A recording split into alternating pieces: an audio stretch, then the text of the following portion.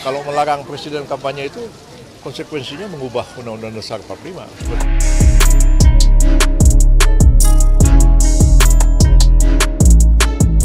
Ini kan hak demokrasi, hak politik setiap orang.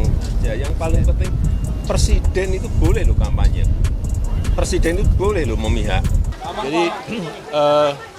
Jadi kita harus melihat kepada hukum yang berlaku sekarang atau hukum positif ya terkait dengan pemilu, yaitu Undang-Undang Nomor 7 Tahun 2017 yang memang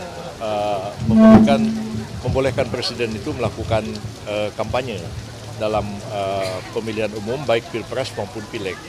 Dan ini sesuatu yang didasarkan kepada Undang-Undang Dasar 45 sendiri, karena UUD 45 itu presiden itu boleh 2 periode kan. Dan kalau periode pertama dia terpilih presiden, dia maju periode yang kedua kan mau tidak mau dia harus kampanye. Kalau dilarang kampanye gimana caranya?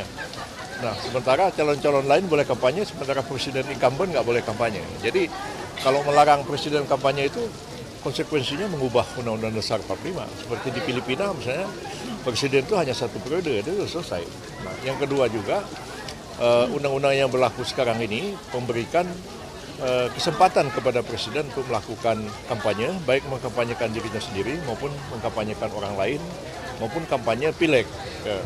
Dan sepanjang diatur undang-undang itu, presiden memang tidak boleh menggunakan fasilitas negara dan harus melakukan cuti.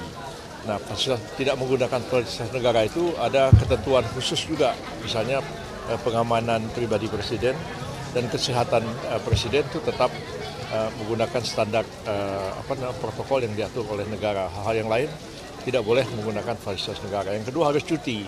Untuk cuti ini gimana caranya? Cuti nanti Pak Jokowi minta izin pada dirinya sendiri itu nggak perlu, karena praktek yang dilakukan di Seknek selama ini adalah kalau presiden itu bertugas ke luar negeri, dia akan mengeluarkan kepres, ya, memberikan tugas kepada wakil presiden untuk melaksanakan tugas presiden sehari-hari karena presiden sedang pergi ke luar negeri. Jadi seperti itu juga dikeluarkan kepres menugaskan wakil presiden melaksanakan tugas-tugas presiden sehari-hari karena presiden akan melakukan kampanye tanggal sekian sampai tanggal sekian. Jadi persoalannya selesai.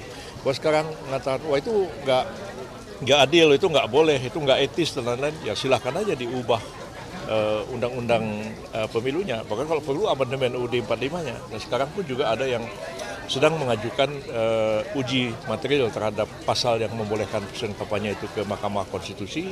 Dan kita tunggu aja seperti apa hasil putusan MK nantinya.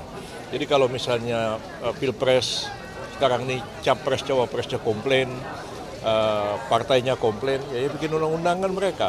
PBB malah nggak ikut membuat undang-undang itu. Seperti itu ya.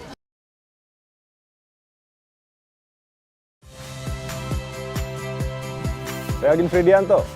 Saksikan terus program-program Kompas TV melalui siaran digital, pay TV, dan media streaming lain. Kompas TV, independen, terpercaya.